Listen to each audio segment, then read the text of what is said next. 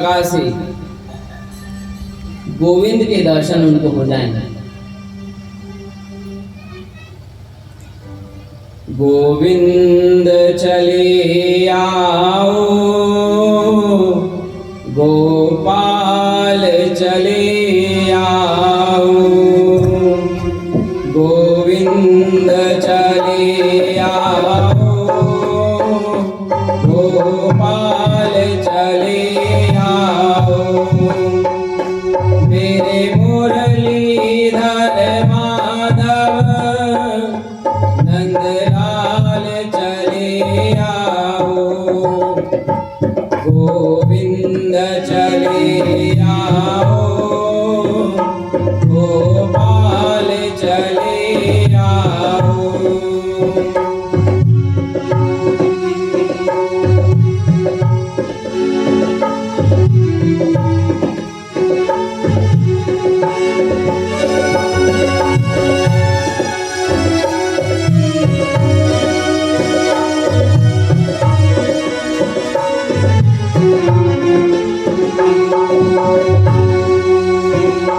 आँखों में बसे हो तुम, धड़कन में धड़कते हो।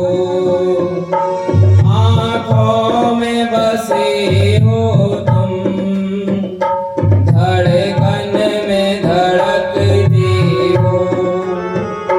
कुछ ऐसा करो मोहन, श्वासों में समा जाओ।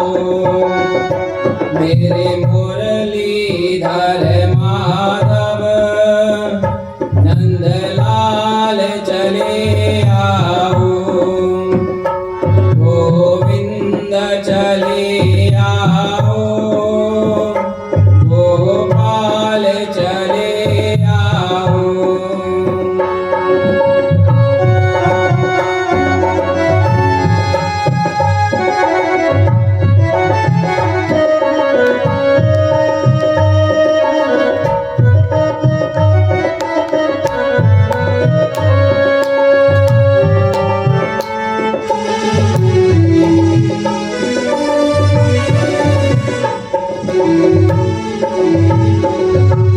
तेरे दर्शन को मोहन मेरे नैन तरसते हैं।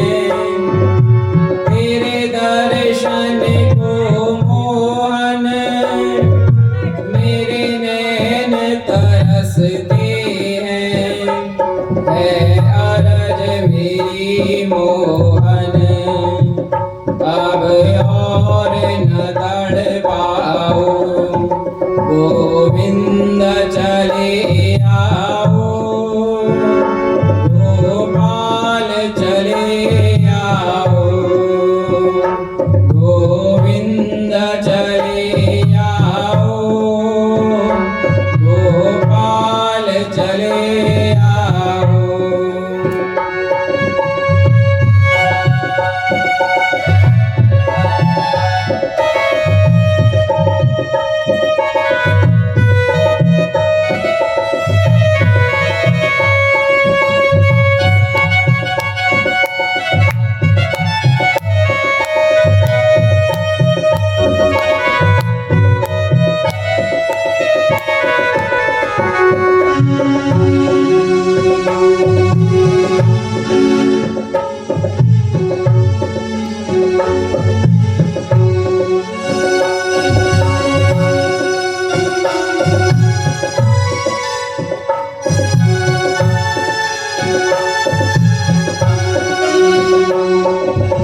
इकसठ जमाने से प्रभु हमने लगा ली है। इकसठ जमाने से प्रभु हमने लगा ली है। या हमको बुला लो तुम, या खुद ही चले आओ। गोविंद चले आओ, चले आओ, गोविंद चले आओ, गोपाल चले आओ, मेरे मुरलीधर माधव नंदलाल चले आओ, मेरे मुरलीधर माधव नंदलाल चले आओ।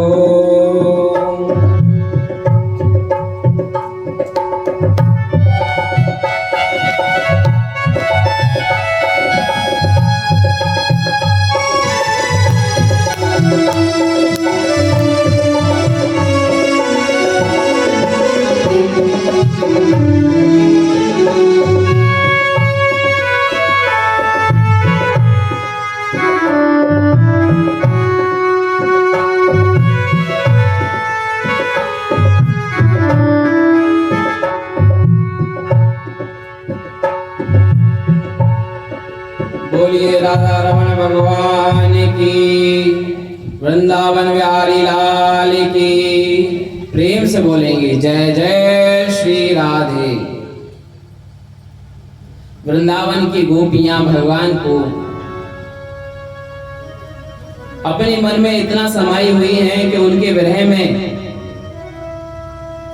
विरह की पीड़ा को शांत करने के लिए अपने मन से भगवान को बुलाना चाह रही हैं। वहीं जितने योगी होते हैं, सिद्ध होते हैं, संत मुनि सब भगवान को पाने की कामना करते हैं कि कैसे करके भगवान उनके हृदय में विराजमान हो जाएं। और यहाँ गोपियों का प्रेम देखिए कि भगवान उनके हृदय में इतने रच बस गए हैं कि वे इनको भुला देने का प्रयत्न कर रही हैं। सब तंत्र और मंत्र क्रिया विधि से मुरली ध्वनि प्रयोग बड़ा है। हरि कृष्ण सभी सत व्यंजन में अधरामृत मोहन भोग बड़ा है। जग में वही औषधि है ही नहीं, सब रोगों में प्रेम का रोग सबसे बड़ा है। जिसे योगी पतंजलि ने भी रचा, उस योग से भगवान कृष्ण का वियोग बड़ा है। भगवान कृष्ण के वियोग में राधा रानी और गोपियों का प्रेम देख करके उद्धव जी 1 घंटे के लिए आए थे और पूरे 6 मास तक उनके चरणों में पड़े रहे। ब्रज की रज माथे पे लगाई और नेत्र सजल हो गए। जो भी ज्ञान का मद अपने मस्तक पर चढ़ा हुआ था वो सारा का सारा उतर गया। उधो सुधो है चलो, सुनी गोपिन की बोल, जाने बजाई डुमडुमी, प्रेम बजायो डोल। उधो जान मार्गी थे, तो भगवान ने ऐसी लीला की कि किसी प्रकार से इनके मन में प्रेम जगे तो इनकी जान की पिपासा शांत हो और इनका मन भगवान में लग जाए। कहते हैं कि 3 प्रकार के योगी होते हैं, ज्ञान योग, कर्म योग और भक्त योग। ये 3 प्रकार के भक्त एक बार एक राह से जंगल से जा रहे थे। वैसे तो तीनों आपस में एक दूसरे से बात नहीं करते थे, लेकिन उस जंगल में बड़ी तेज से बारिश होने लगी और सब बचने का उपाय खोजने लगे। तो उसमें से जो भक्त योगी था वो मंदिरों में घूमा करता था। उसने बताया कि यहीं पास में एक महादेव जी का पुराना मंदिर है, चलो उसमें चलते हैं, वहां जाकर के बारिश से रक्षा हो जाएगी।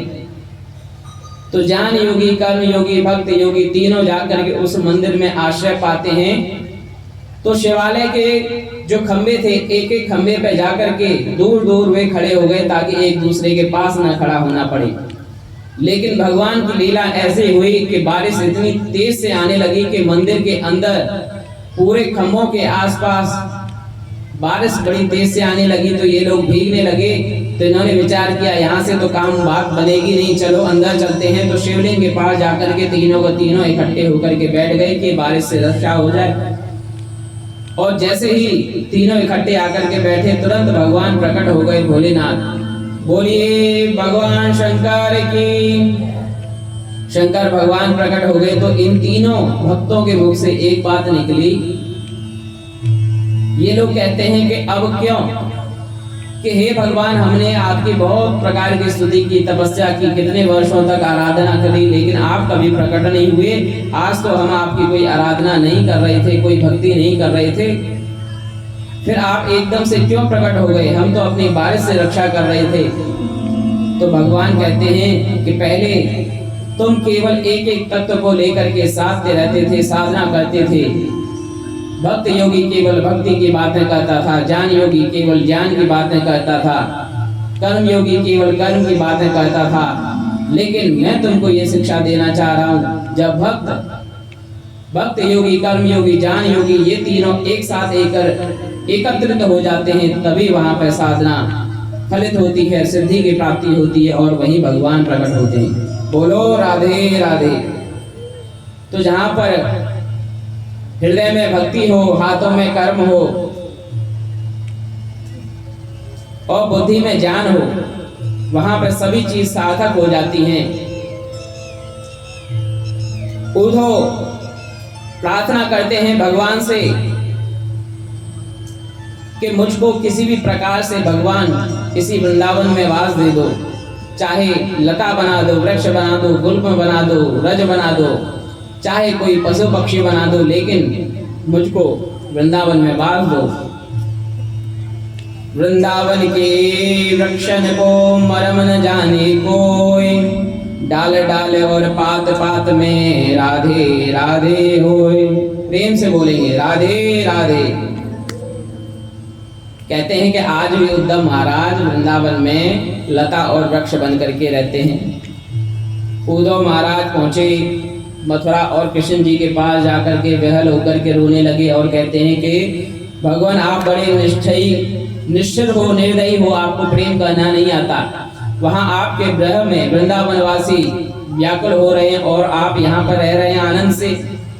भगवान बोले उद्धव मैं यही तो चाहता था, तुम जानी तो थे पर प्रेम को नहीं समझते थे, आज तुम प्रेम को समझ करके आए हो। आज तुम्हारी बुद्धि की स्थिति ठीक है, बुद्धि बड़ी, चतुराई बड़ी और सुंदरता तन में प्रकटी है। मान बड़ो धन धाम बड़ो, यश कीर्ति जग में प्रकटी है। झूमत द्वार गजेंद्र हजार सो, इंद्र उसे कछु नाही घटी है। तुलसी जगदीश की भक्ति बिना जैसे सुंदर नारी की ना कटी है। यदि आपके पास संपूर्ण धन धान्य हो इस धराधाम का, भले आप इंद्र हो, 100 हाथी आपके द्वार पर रहते हो, दिन रात आपके नाम की जय घोष होती हो, यदि आपके हृदय में परमात्मा की भक्ति न हो, जगदीश की भक्ति न हो, तो निश्चित रूप से मानो ये सब निरर्थक हो जाता है। इसमें कोई सुंदरता, कोई शान, कोई तत्व नहीं रह जाता। भगवान ने उद्धव को दिखाया कि वो सदा ब्रजवासियों के साथ रहते हैं और ब्रजवासी उनके हृदय में रहते हैं। कृष्ण ने उद्धव को बड़े ही प्रेम से प्रेम तत्व समझा दिया और उद्धव ने भगवान की बहुत प्रकार की स्तुति, प्रार्थना और उपासना की। ब्रज रज में लौट कर यमुना जल करे पान, राधे राधे रगत इस तन से निकले प्राण। हम सभी की एक ही प्रार्थना है कि किस प्रकार से भगवान का नाम स्मरण करते रहें और इस धराधाम की पवित्र नदियों का जल पीते हुए भगवान के चरणों में अपना मस्तक लगा रहे। उधर जरासंध भी बदला लेने के लिए आक्रमण करता रहा। कुल मिलाकर के 17 बार जरासंध ने आक्रमण किया, हर बार प्रभु ने उसको हराया। आखिर बार में उसने ब्राह्मणों को जमा करके 14,000 ब्राह्मणों को जमा करके हवन किया और प्रार्थना करवाई कि किसी प्रकार से इस बार मैं कृष्ण को हरा दूं। तो इस बार भगवान उससे निहत्थे लड़ने के लिए पहुंच गए। तो उसने काल यवन को आगे बढ़ा दिया। काल यवन भगवान कृष्ण का पीछा कर रहा था, तो भगवान एक गुफा के अंदर घुस गए। वहां पे मुचकुंद ऋषि तपस्या कर रहे थे, बड़े सिद्ध पुरुष थे। उनके ऊपर अपना पीतांबर उड़ा दिया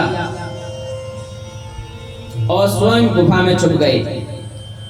जब काल यवन आया, उसने देखा कि मुचकुंद के ऊपर पीतांबर उड़ा है। उसने सोचा ये कृष्ण है और उसने हुंकार लगाई कि रे पापी कृष्ण, तू क्यों कायरों की तरह यहाँ छुपा हुआ है गुफा के अंदर, आ मेरे से लड़।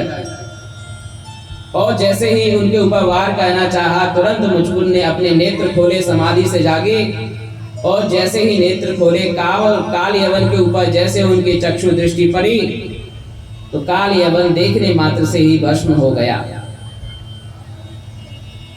अब दाऊ भैया को भगवान कहे कि हम लड़ने तो आए, लेकिन जरासंध की शक्ति बहुत प्रबल है। एक काम करते हैं, आज हम भाग चलते हैं। तो दाऊ भैया कहते हैं, यदि रण में पीठ दिखाओगे, भाग जाओगे तो लोग तुम्हारा नाम धरेंगे, बदनामी होगी। भगवान कहते हैं, पहले से लोग हमको माखन चोर तो कहते ही हैं, अब रण छोड़ बोलने लग जाएंगे तो भी कोई दिक्कत नहीं है। बोलिए रण छोड़ भगवान की। भगवान प्रवर्षण पर्वत पर जरासंध प्रवर्षण पर्वत पर भगवान गए और जरासंध ने उस पूरे पर्वत के चारों ओर आग लगा दी और सोचा कि अब भगवान स्वर्ग सिधार गए और जरासंध ब्राह्मणों का भक्त बन गया। उधर भगवान विश्वकर्मा जी को नियुक्त करके द्वारका नगरी बजाते हैं, गुजरात के समुद्र तट के किनारे। और रेवत महाराज जी की पुत्री रेवती से दाऊ जी महाराज का विवाह संपन्न होता है। अब आगे प्रसंग आता है, कुछ काल बीतने के बाद में राजा आसीद भीष्म को नाम विदर्भा अधिपतिर महान। एक विदर्भ देश में एक बहुत बड़े राजा हुए हैं, भीष्मक उनका नाम है। इनके नगर का नाम है कुंडनपुर। तस्य पंचा भवन पुत्रा कन्नैका च वरा नरा। उनके एक पुत्र और पुत्री हैं। पुत्र का नाम है रुक्मी और पुत्री का क्या नाम है? रुक्मणी मैया। बोलिए रुक्मणी मैया की। कुंडनपुर के राजा हैं भीष्मक, उनके पुत्र हैं 5। बड़े लड़के का नाम है रुक्मणी, इनकी बहन है रुक्मणी। भीष्मक ने मन बनाया कि क्यों ना अपनी पुत्री का विवाह द्वारकाधीश भगवान से किया जाए। लेकिन जो रुक्मी है वो चाहता था कि कैसे भी करके मेरी बहन का विवाह शिशुपाल से हो जाए। तो जब अपने पिता की बात सुनता है कि वो कृष्ण से विवाह कराना चाहते हैं, तो शिशुपाल के पास जाकर के रुक्मी अपनी बहन का विवाह की बात तय कराते हैं। जब घर में बड़े बच्चे हो जाते हैं तो अक्सर देखा जाता है कि वो माता पिता की बातों की अवहेलना करने लग जाते हैं। तो अपने पिता की बात न मानते हुए रुक्मी अपनी बहन का विवाह शिशुपाल के यहाँ कराता है। उधर रुक्मणी मैया ने भगवान श्री कृष्ण जी की बहुत सारी स्तुति, बहुत सारी बातें, कथाएं, घटनाएं सुन रखी थी। तो उनके तो रोम रोम में, मन मन में केवल भगवान श्री कृष्ण ही बसे हुए थे। तो ये बात अपनी भाभी जी को बतलाती है। तो भाभी जी उनको एक युक्ति बताती हैं कि तुम एक प्रणय निवेदन, प्रेम पत्र भगवान श्री कृष्ण जी को निवेदन करो और उसमें अपने मन की सारी बात लिख दो। श्रुत्वा गुणान भुवन सुंदर श्रृणवताम ते निर्विश्य कर्ण विवरई रहतो गताम गतम रूपम दृशाम दृश्यमाताख्यम अर्थ लाभम त्वयि अच्युता विशति चित्रम अपत्रम में। वो भगवान को पत्र लिखती हैं और कहती हैं, बड़े सुंदर भाव हैं, हे गोपाल, मैंने केवल आपके गुण सुने हैं और आपको कभी भी देखा नहीं है। और आप सोच रहे होंगे अपने मन में, ये कौन सी नारी है जो आपको प्रणय पत्र लिख रही है। पर आप ही बताइए कि संसार की ऐसी कौन सी नारी होगी जो आपके गुणों की झांकी देखने के बाद किसी और अन्य पुरुष को चाहेगी। मैं रुक्मणी, मेरे पिता आपसे मेरा संबंध करना चाहते हैं, लेकिन मेरा बड़ा भाई रुक्मी मेरा विवाह शिशुपाल से करना चाहता है। पर मैं सहनी हूँ और सहनी कभी स्याह से नहीं ब्याही जाती, इसलिए मैं शिशुपाल से कभी विवाह नहीं करूंगी, चाहे मुझे मृत्यु को गले क्यों ना लगाना पड़े। आप मुझे अपना लीजिए, यदि आप मुझे नहीं अपनाते तो मैं इस संसार में फिर रहूंगी नहीं, मैं भी विष खा करके अपने शरीर का अंत कर लूंगी। आगे रुक्मणी मैया कहती हैं कि यदि भगवान का विचार बन जाए कि रुक्मणी मैया को वो लेने आ रहे हैं, तो एक युक्ति भी बतला देती हैं कि किस प्रकार से उनको लेकर के जाया जाए। अब आप सोचेंगे कि आना तो मैं चाहता हूं, पर रुक्मणी मैया तुम अंतःपुर में रहती हो, मैं तुम्हें कैसे लेकर के जाऊंगा। तो इसका भी एक समाधान है। हमारे यहाँ पर विवाह से पूर्व माँ कात्यायनी के पूजन को मंदिर में जाना होता है, वहीं पर आप पधारें, मैं आपको ही वरमाला पहनाऊंगी, अन्य किसी को नहीं। और एक ब्राह्मण के हाथ में ये पत्र देकर के द्वारकाधीश भगवान को भिजवा देते हैं। जब भगवान श्री कृष्ण जी इस पत्र को खोल करके पढ़ते हैं तो सारी बात समझ जाते हैं और सुंदर सा वेश बना करके सिर पे सहरा बांध करके रथ लेकर के बिना बताए किसी को निकल जाते हैं। ऊपर से रथ पे जाते हुए दाऊ भैया देख लेते हैं कि आज तो कान्हा ने अपने सिर के ऊपर बांधा हुआ है, तो समझ जाते हैं कि अवश्य ही कोई विवाह की बात है। तो पता चल जाता है कि कुंडनपुर में रुक्मणी का विवाह तय हुआ है शिशुपाल से, अवश्य ही मेरा कान्हा वहां जा रहा है, मेरे गोपाल का तो विवाह होना ही चाहिए। तो वे भी अपनी सेना लेकर के कृष्ण जी के पीछे पीछे दौड़ पड़ते हैं। उधर जरासंध, शिशुपाल और दंतवक्त्र आदि महारथी आ जाते हैं, अपनी अपनी सेना का डेरा डाल देते हैं कुंडनपुर में। कृष्ण पीतांबर ओढ़े नगर के बाहर खड़े हैं। पंडित ने अंतःपुर में जाकर के सूचना दी कि भगवान द्वार पर आ गए हैं। रुक्मणी माता को संदेशा दिया। उधर रुक्मणी माता सैनिकों सहित मंदिर में प्रवेश की और भगवान द्वारकाधीश ने अपनी योग माया का इतना सिद्धियों का प्रयोग किया कि उन्होंने सभी को स्तंभ कर लिया। नगर में सैनिक तो हजारों खड़े हुए, लेकिन कोई भी हलचल नहीं कर पा रहा है, किसी के अंग प्रत्यंग काम नहीं कर रहे हैं, केवल सब स्तब्ध होकर के खड़े हैं। भगवान श्री कृष्ण जाते हैं। रुक्मणी मैया माता से एक ही प्रार्थना कर रही हैं, नमस्ते त्वाम्बिके भीक्षणम स्वसंतान युता शिवम। हे मैया, हम आपके ही संतान हैं, भूयात पतिन में भगवान, आप हमारा कल्याण करो और भगवान को ही हमारे पति रूप में अनुमोदन प्रदान करो। भगवान अपनी दिव्य शक्तियों का प्रयोग करते हैं और भगवान भगा के लेकर के चलते हैं। रुक्मणी मैया को उधर किसी को विश्वास नहीं होता। शिशुपाल मारने के लिए चलता है कि मैं भगवान को मारने के लिए जा रहा हूँ। उधर जरासंध रोक लेता है कि 17 बार भगवान ने मेरे को हराया और इस बार तू भी हारा हुआ मान ले। जब शिशुपाल इस बात को देखता है तो कहता है कि जब इतने बड़े बेशरम पड़े हुए जो 17 बार भगवान से आ रहे हैं, तो हम एक बार हार जाएं तो क्या दिक्कत है। बोलिए द्वारिकाधीश भगवान की। लेकिन रुक्मणी मैया का जो बड़ा भाई है रुक्मी शपथ लेता है कि मैं किसी न किसी प्रकार से भगवान को मार दूंगा और रुक्मणी को अंतःपुर में वापस लेके आऊंगा। यदि मैं ऐसा नहीं कर पाया तो नगर में प्रवेश नहीं करूंगा। रुक्मी भगवान के रथ का पीछा करता है और भगवान देखते हैं, उसको पकड़ लेते हैं रास्ते में भगवान और उसका आधा सिर और आधी दाढ़ी मूंछ मुड़ करके वहीं बांध करके छोड़ देते हैं। रुक्मणी मैया के कहने पे उसको मारते नहीं हैं। उधर जितनी भी सेना थी उस सेना से युद्ध करने के लिए बलराम जी की सेना आगे बढ़ जाती है और भगवान रुक्मणी मैया को हर ले जाते हैं। रुक्मी हारा हुआ प्रतीत होता है तो कुंडनपुर के बाहर आकर के अपना नाम से एक नगर बसा लेता है और वहीं निवास करने लग जाता है। द्वारका से बारात ले प्रभु पधारते हैं कुंडनपुर में